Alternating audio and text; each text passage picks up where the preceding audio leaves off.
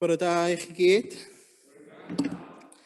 Mae'n hyfryd iawn gael bod yma yn ôl efo chi. Unwaith eto wedi cyfnod i ffwrdd o salwch. Diolch machu ar y cyfle bore yma i ddiolch i chi fel aelodau, fel swyddogion.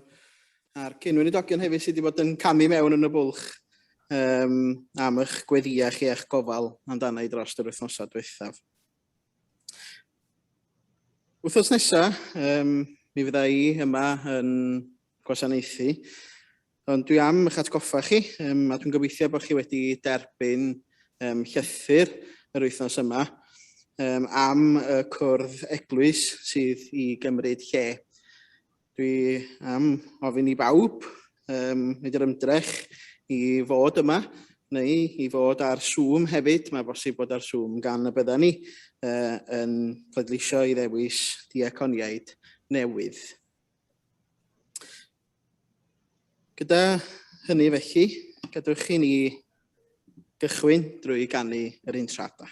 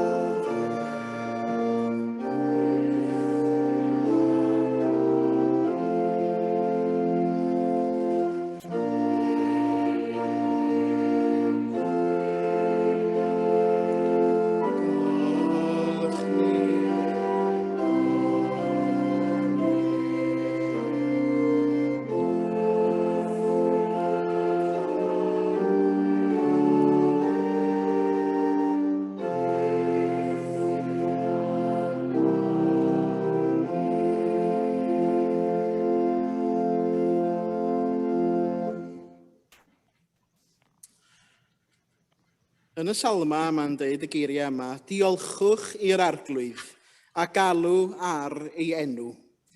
Dwedwch wrth bawb beth mae o wedi wneud. Canwch iddo a defnyddio cerddoriaeth i'w foli, fel yr ydym ni'n gwneud y bore yma. Dwedwch am y pethau rhyfeddol mae'n ei gwneud. Broliwch ei enw sanctaidd. Bod i bawb sy'n ceisio'r arglwydd ddathlu. Dewch at yr arglwydd, profwch ei nerth, ceisiwch ei gwmni bob amser. Ydych ni weddio? Ein tad am gyfla unwaith eto i droi atat ti mewn lle o ddoliad a thros Zoom, da ni'n diolch i ti. Da ni'n canmol dy enw sanctaidd di, a da ni'n cyflwyno i ti ein mawl, gan gydnabod mai ti yw ein harglwydd. Da ni'n cyflwyno i ti ein haddoliad, ein hemynau, ein gweddiau a'n darlleniadau, ein geiriau a'n meddyliau. Bydd gyda ni felly drwy dy lan ysbryd, gan yn bod ni'n gofyn hyn oll yn enw ac yn heiddiant yn harglwydd Iesu Grist. Amen. Fe gadwch chi ni droi at emyr rhif 8, os gwelwch yn dda, emyr rhif 8. Dewch bawb sy'n caru enw'r oen, deffrown a lluoedd can, i frenin calon saint rhown bawl, ymgrymwn oll o'i flaen. Ac yn y blaen, emyr rhif 8.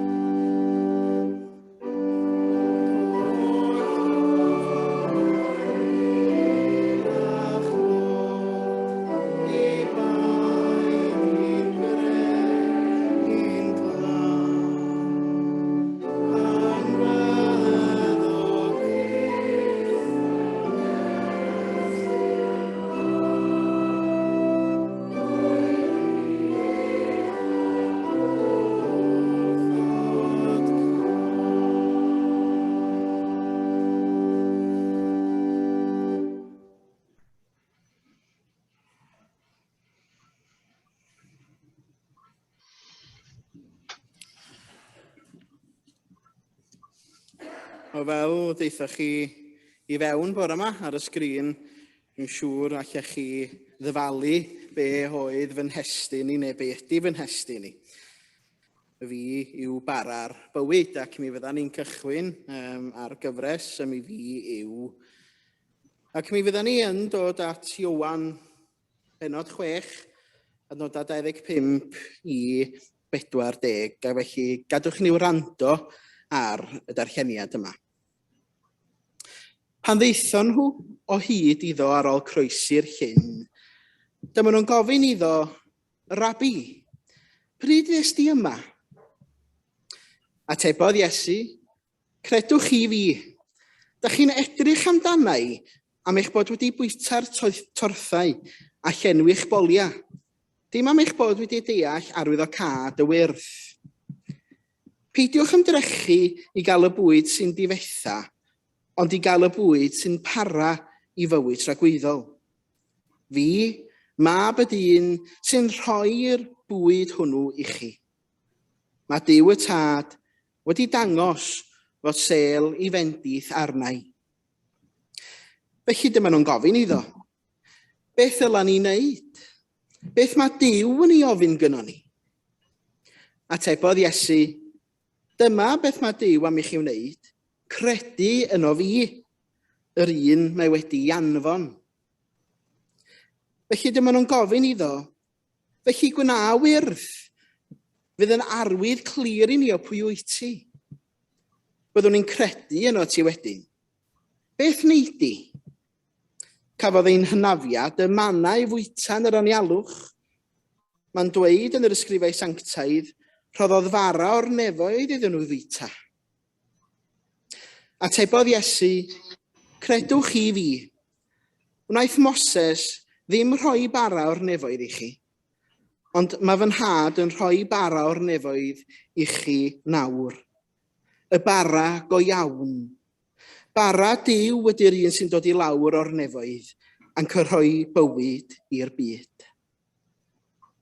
Syr, meddan nhw, rho'r bara hwn i ni o hyn ymlaen.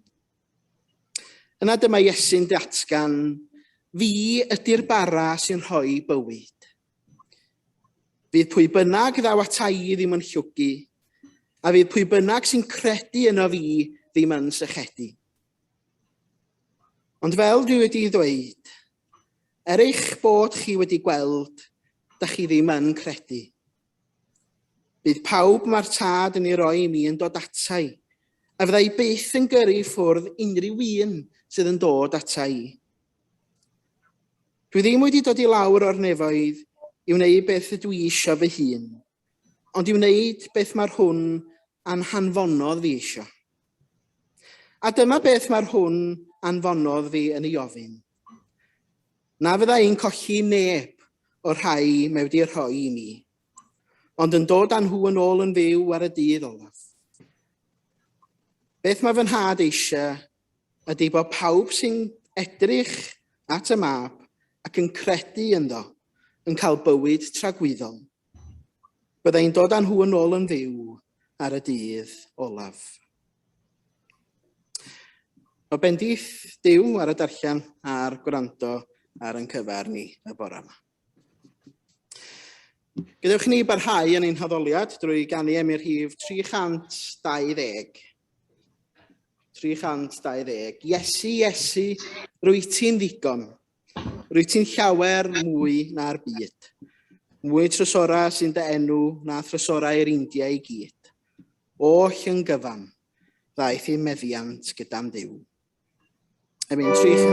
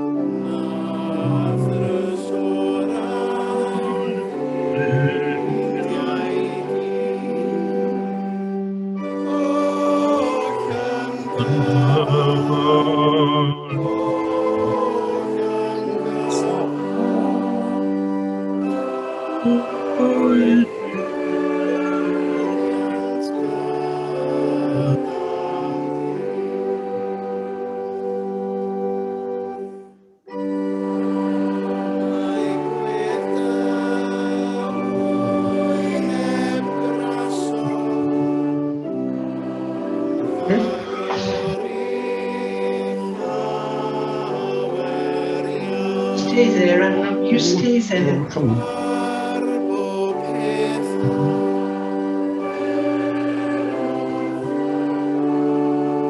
The cushion down.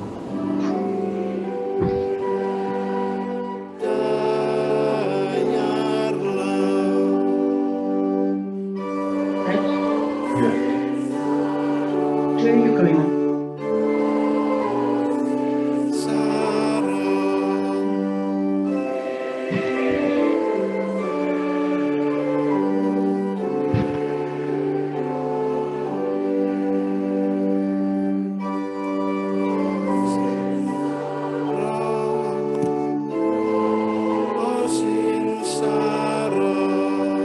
You want a cushion? No.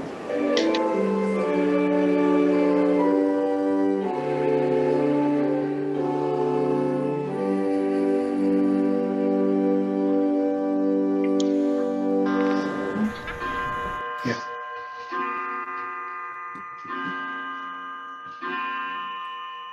Ydwch chi ni droi at yr arglwydd mewn gweddi.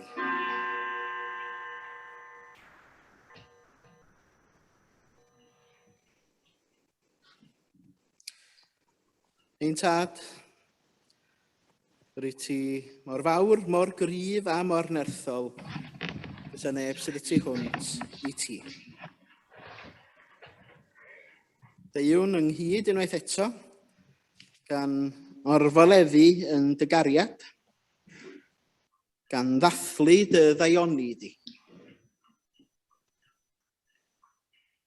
Mi rwy ti yn ein bendithion ni'n helaeth, a da ni'n dyfolu di gyda calona diolchgar y bore yma.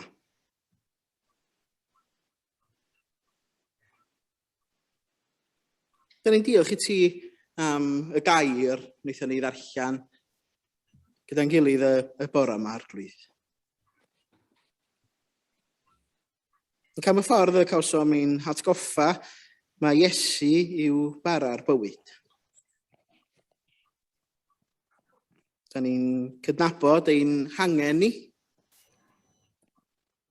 I cael yn llenwi ar bwyd ysbrydol o'r ti yn ei gynnig.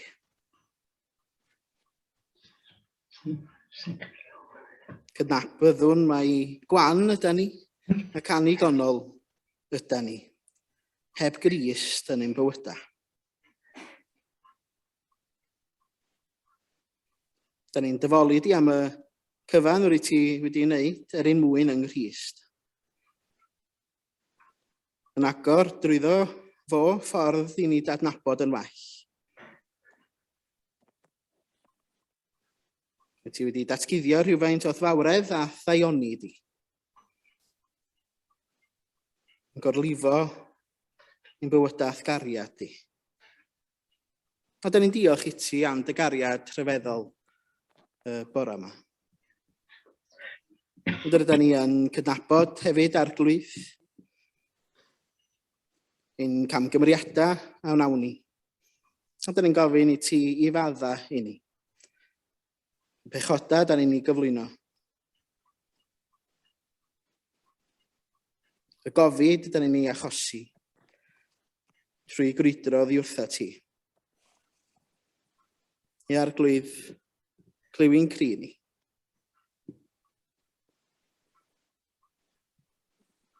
Da ni'n gweddio arglwydd dros faterion i'n byd ni. Eitha yr wythnos diwethaf yn ddiwrnod heddwch y byd. Mi rydyn ni'n gweddio am heddwch a diogelwch pawb. Da ni'n gweddio dros y gwledydd hynny lle mae'r rhyfel yn dal yn cael ei hymladd. A da ni'n gweddio yn arbennig dros Affganistan. Yn gweddiwn hefyd bydd arweinwyr yr holl genhedloedd yn gweithio gyda'i gilydd i leihau arfau ac i hybu deialog. Da ni'n gweddio am gyfiawnder arglwydd. Am i adnodda digonol y ddaear hon gael ei rhannu'n decach. Da ni'n gweddio am gitsgord er mwyn i bawb heb ystyried hil, rhyw neu gredo. Gael ei gwerthfawrogi am yr hyn ydyn nhw. Ia, mewn trigaredd clyw ni, mewn cariad ymatab.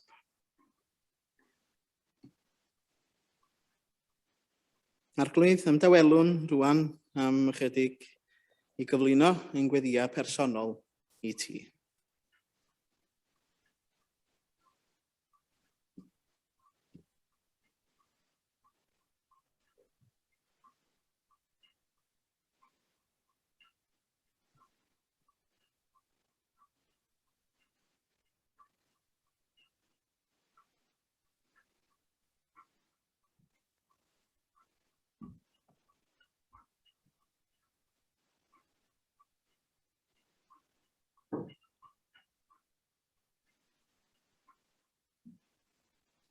O ddiwyn tad.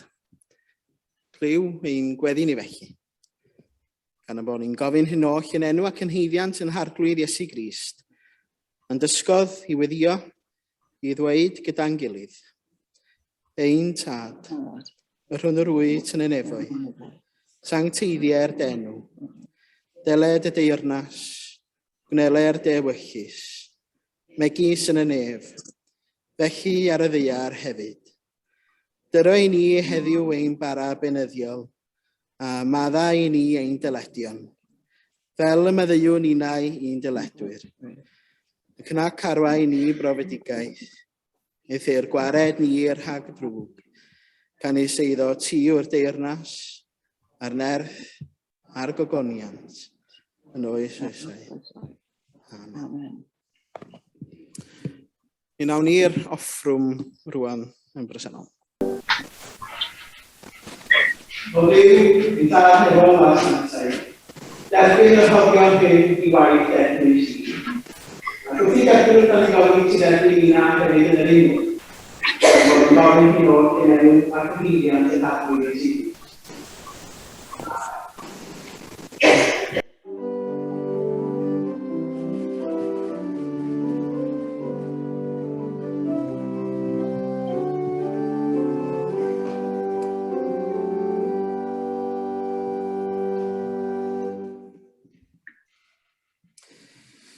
Gadewch i ni barhau yn ein haddoliad drwy ganu am i'r rhif 379.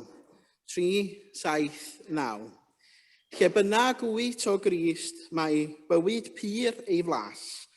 Mae ysbryd yno'n rym a gloiw ffrydiau gras. Ac yn y blaen, 379.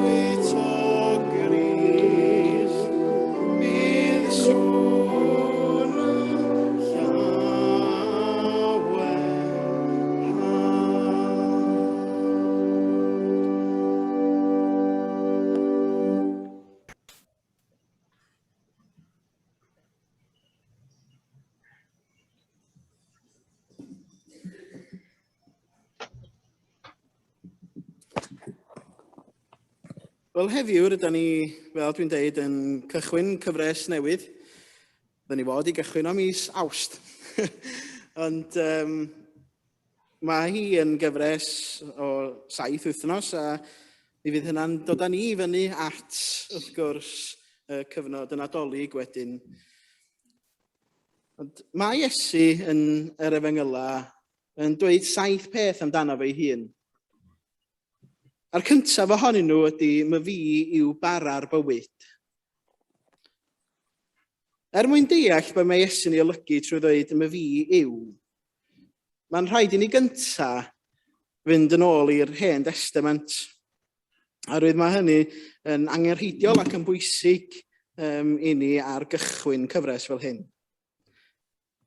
Oherwydd yn Exodus 3, pan alwodd Duw ar Moses drwy'r berth yn llosgi, Mae Duw yn galw ei hun yn myfi yw yn fama.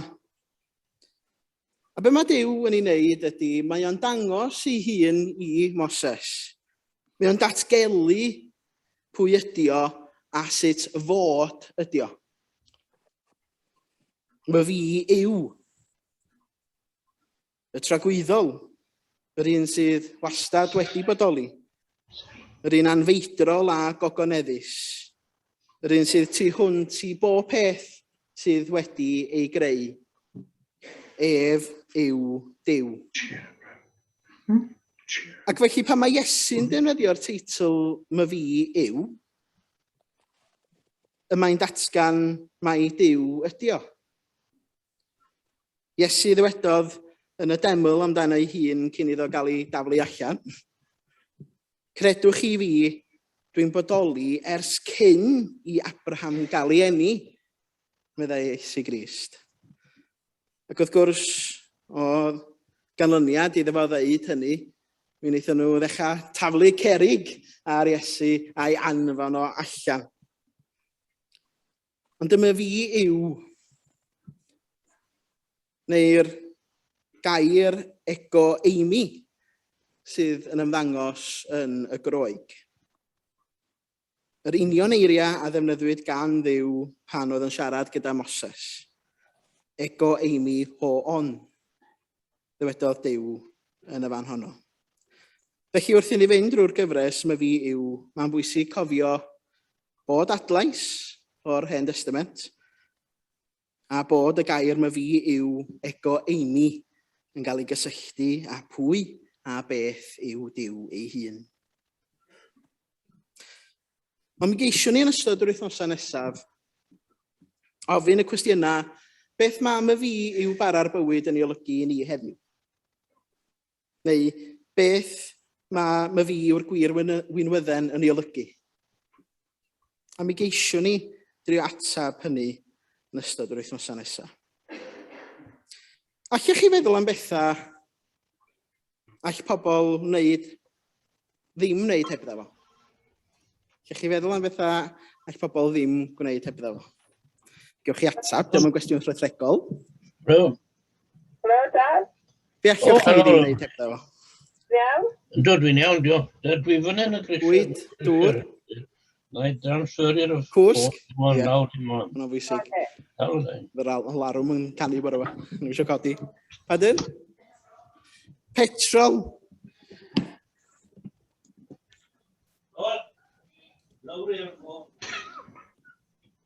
Chi'n gwybod be? Eisiau Porth Cawl dy Gwenar, de? Ydych gwybod y dual carriage yna, lle mae yna garage petrol? Wel, oedd y dual carriage yn llawn o geir yn ciwio i fynd i garage petrol. Dwi'n falch o'ch gweld chi bore yma. Mae'n un dangos bod gennych chi ddiesel neu petrol yn eich car. Sna bod gennych chi gar trydan wrth gwrs. Ond, ia, mae'r lluniau yma yn dangos yn dydy. Mae bobl yn mynd i banic pan maen nhw wedi arfer gael rhywbeth sydd ynddo, ond yna mae'n cael ei cymryd i ffwrdd i wrthyn nhw. Pan o'n i yn fy arddegau, pob gwylio ysgol, o'n i yn cael mynd efo dat a mrawd i weithio yn y becws. Shift nos. Dwi'n dod o deulu o bobyddion. Mi roedd yn ewythyr i'n gweithio yn y becws, mrawd yn had, oedd yn had yn gweithio, oedd taid yn gweithio yn y becws. Ac felly ges i gyfle i fynd i weithio yno hefyd ar wyliau ysgol yn cael pres pocat. Ond wrth gwrs pan yn blentyn, roedd y wefr o gael gweithio am 2:00 bora yn apelio rwsut. Ond roedd gweld y cannoedd a'r gannoedd o fara yn cael ei creu pob nos ac yn cael ei hanfon allan oriau man y bora hefyd yn dod â addysg i berson ifanc fel fi. Ond roedd pobl yn dibynnu ar y bara hynny. Taswn ni, efo mrawd a fy nhad, di mynd ar streic yn noson honno. Wrth gwrs, fysa na ddim bara y bora wedyn. Fysa'r siopa ddim yn gallu gwerthu bara bora canlynol. Ia, wrth gwrs, bara yn bwysig yn fama. Mae bara yn cael ei gydnabod fel un o'r bwydydd mwyaf sylfaenol drwy'r byd i gyd. Nid oes yr un wlad neu ddiwylliant lle nad oes gannyn nhw ryw fersiwn ohono fo. Ac wrth gwrs, bod o'n fara heb urym, wel, bara croew fysa ni'n galw hwnna, ynddo. Dwi'n cofio mynd i'r iseldiroedd, reit, dwi'n cael tos bach hyfryd bora yma fan. Ac wrth i mi roi menyn yna fo a brathu fewn i'r darn o dost, mi roedd o'n felys ofnadwy. Roedd o'n cacan brwn o bod. Ond wrth gwrs, rhoi lot o siwgr yn y bara fanna. Neu efallai bod bara'n edrych tebyg i nan bred. Mae pobl y byd i gyd yn dibynnu ar bara. Wrth edrych ar y darlleniad, mae'n bwysig bod ni'n gosod y darlleniad yma yn ei gyd-destun. Mae'n bwysig gwybod beth sydd wedi digwydd ar gychwyn y benod. A'r digwyddiad, wrth gwrs, wedi cymryd lle ydy porthu'r 5,000 ynddo. Dwi eisiau wedi pregethu ar porthu'r 5,000 dros Zoom. Ddim yn lot fawr iawn yn ôl.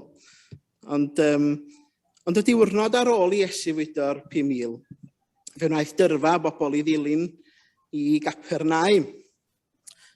A fe wnaethon nhw hyn nid oherwydd bod nhw'n edrych am ryw brofiad ysbrydol, ond oherwydd bod nhw wedi cael bara gan Iesu y diwrnod cynt.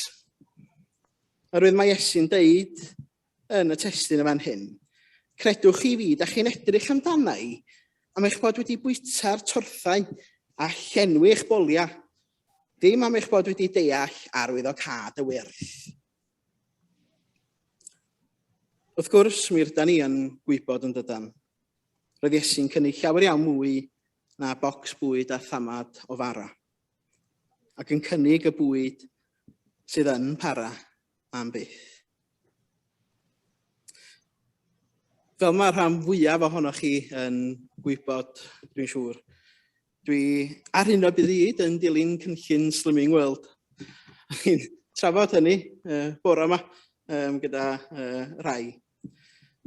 Ond dwi yn cofio pam gychwynnus i Slimming World yma tro cyntaf. Un o'r pethau cyntaf ddwedais i wrthyn hyn, reit, dwi'n mynd i dorri bara i gyd allan. Hwna di'r drwg. Reit, gael gwarad ohono fo, a na i'm rhoi pwysau ymlaen.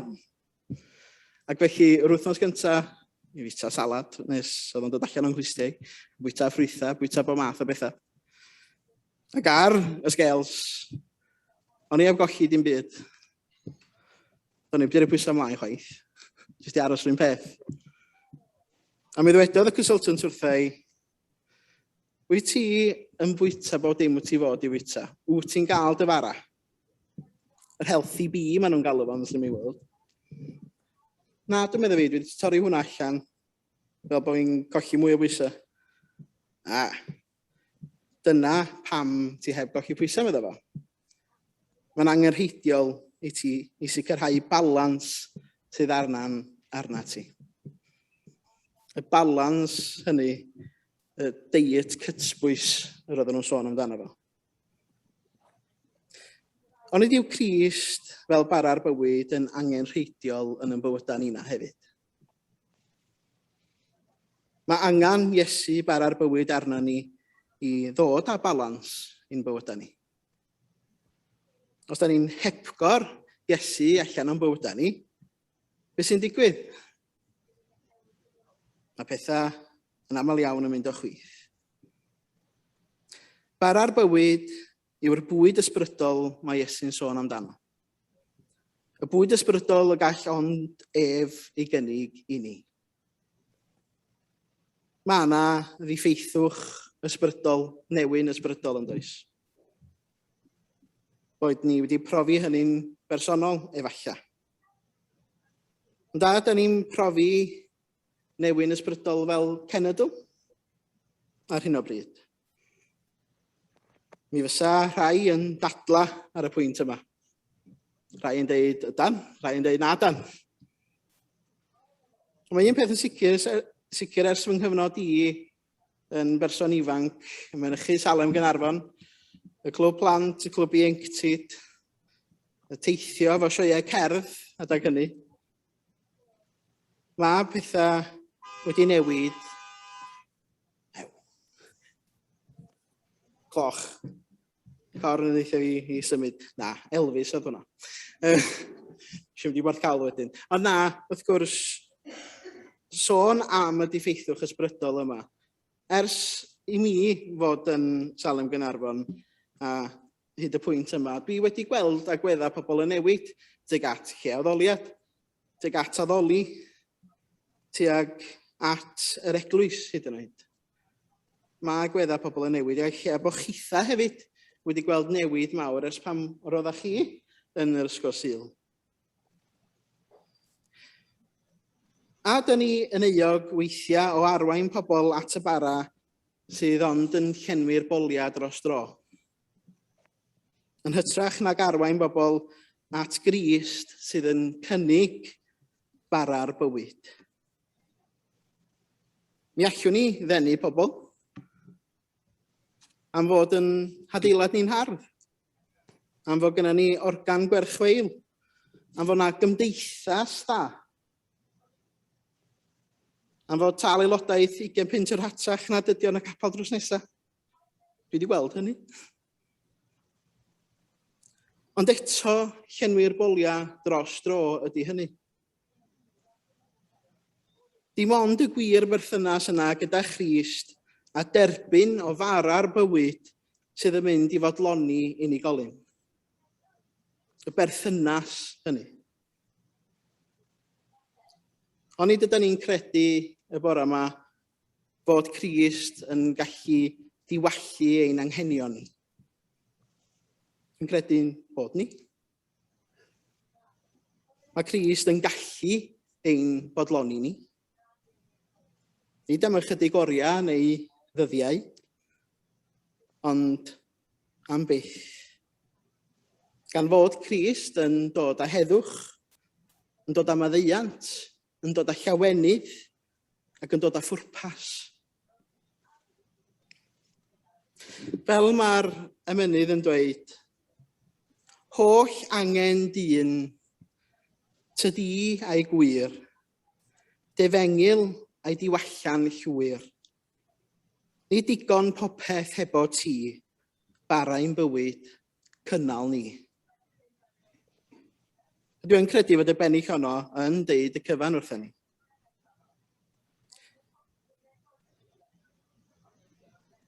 Mi fydda Iesu wedi mynd ymlaen yn y darlleniad wedyn i gyffwrdd â'r stori am y manna, am y bara hynny nath Duw i anfon lawr i'r Israeliad yn ystod Exodus 16.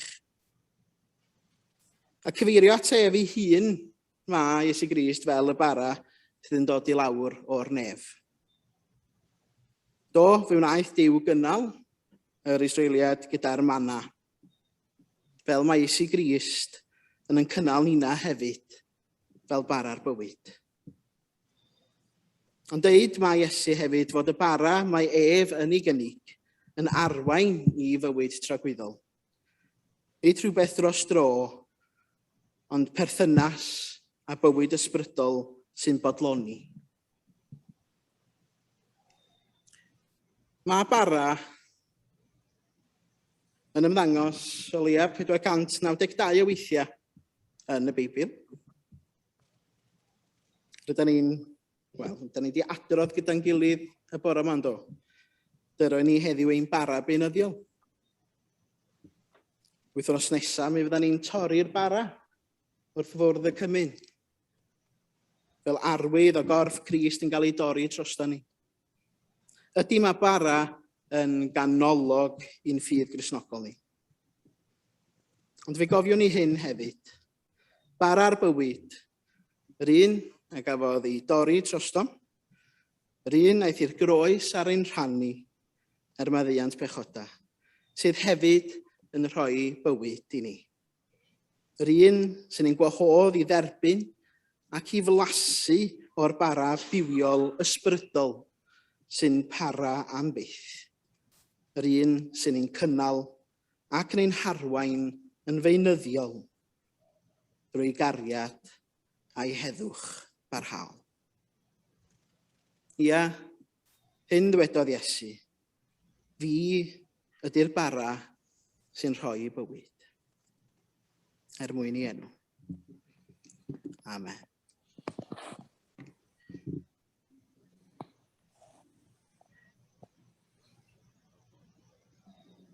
Fe gadwch i ni droi at yn hemyn olaf, sef emyr rhif 388. Bendigedig fyddo'r Iesu, yr hwn sydd yn ein caru, ein galw o'r byd am prynu ac yn ei waed ein bylchu yn eiddo iddo'i hun. 388.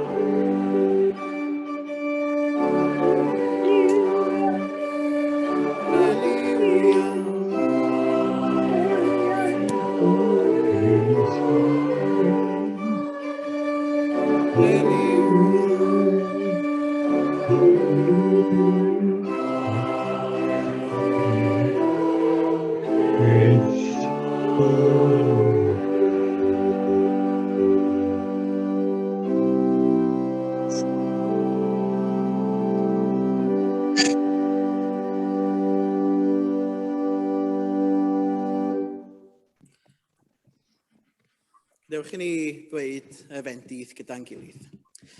Gras ein harglwydd Iesu Grist, a chariad Duw, a chymdeithas yr ysbryd glân. A Bydd gyda ni o'r i byth. Amen.